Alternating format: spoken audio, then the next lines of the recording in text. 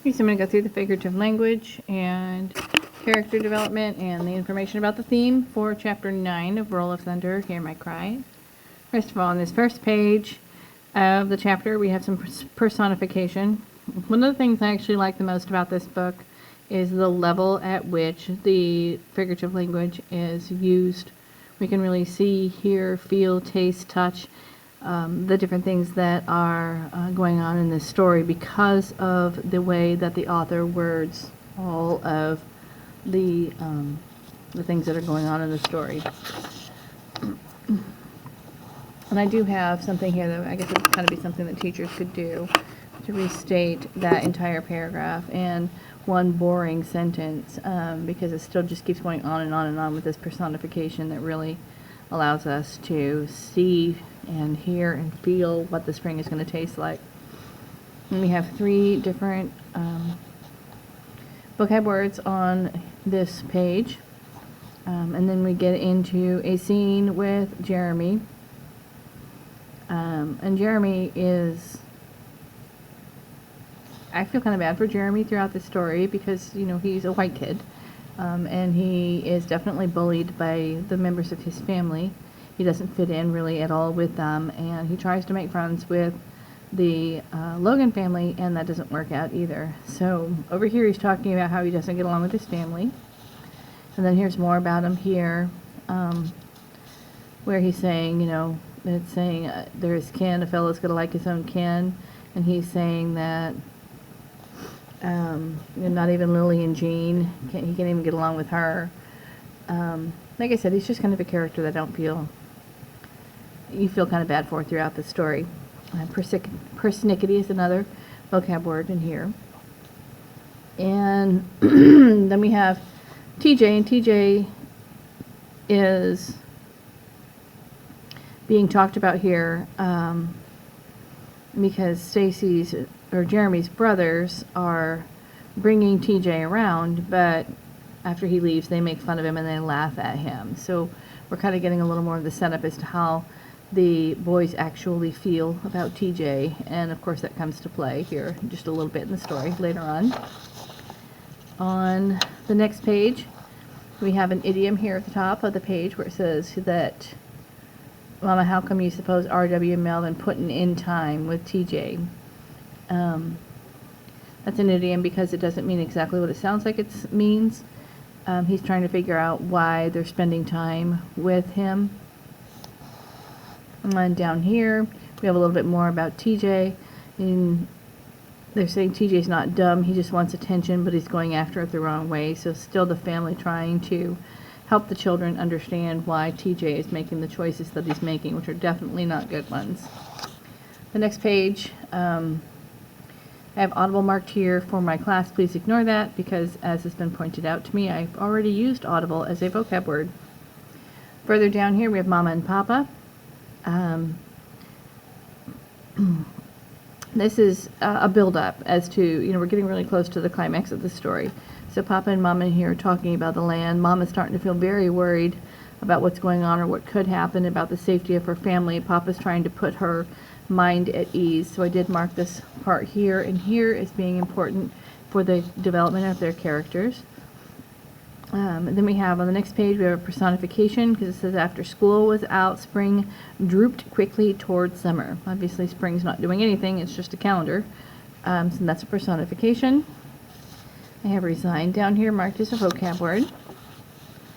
Next page we are talking about Papa's trying to still put Mama at ease and the family at ease by talking about how the family's going to make it with Mr. Morrison here. We're going to plant more and be able to support the family even though Mama has lost her job.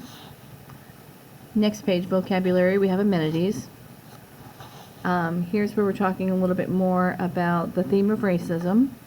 Mr. Lanier shook his head and continued that, you know, Mr. Granger is making it hard on us. So we got to give him 60% of the cotton, and they're saying how they can barely live on 50% of the cotton, but now that he's upped the prices, you know, Mr. Granger's trying to maintain control. At the end of the last chapter, we saw that he was threatening, and he's trying to threaten and follow through on those threats in a way that isn't violent, at least at this point. So we're starting to see how they can exact control over people even without being violent about it. Next page, we're still talking about what Mr. Granger's up to in the theme of money. And we see that Mr. Granger is going around behind the Logan family and threatening to put them out of their homes.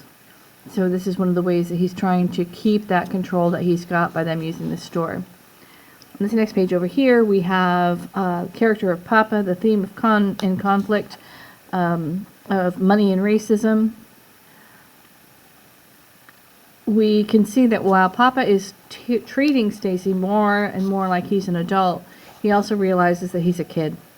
And here it says, boy, you don't you get so grown you go talking about more than you know. Them men, they do what they're going to have to do, the risk that they took. So he's trying to say it's not as easy as what it looks like. They're putting everything on the line to try to get out of this situation, and he doesn't have any right or anything to go talking about these people behind their backs. The bottom of this page, we're still looking at the theme, and this one I say hope and grit and perseverance, and in my class this is actually the fig tree analogy that I'm going to have you guys write the written response to this chapter about. Stacy is on the next page. Papa's trying to help Stacy grow up, trying to help him become a man, trying to help him get out of his role as a child and see further than his own face. And then it's talking about how Papa's trying to help him do that. This last line here says, Mary, I want him strong, not a fool like TJ. So we're still getting that foreshadowing that something is not going to go well with TJ. We have personification here. It says Papa allowed the silence to seep between them before he said. Obviously silence doesn't move, so it can't seep anywhere. And I did have seep as a vocabulary word. Next page I have exasperation as a vocabulary word. Then we have some more of this conversation and the back and forth between Mama and Papa. Mama obviously feeling more and more worried because she doesn't have her job anymore. Papa trying to figure out how he's going to make everything happen and work. So it says, Mama said that the number was not significant enough to hurt the Wallaces, only make them mad. Papa's, they're talking about changing their mind. They don't want him to go to the store. And Mama down here, of course, is getting worried because they're late. They're late in returning, and she's getting worried. Next one, we have a personification. A cold fear crept up my body. Fear can't move or do anything like that, though it's personification. Next page, we have the word immobilize. That's a vocabulary word. More about Papa. Hey, baby, Papa said faintly. I'm all right. Just got my leg broke, that's all. Even with Papa being hurt, he's still trying to assure his wife that everything is going to be okay.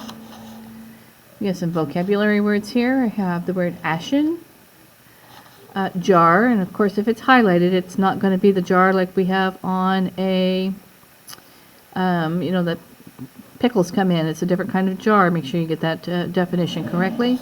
Then we have the word agitated over here. Next page, the theme of the conflict of money, where they're talking about what happened to the wagon. We have a vocabulary word here, skittish. We have some more of the character development of Mr. Morrison.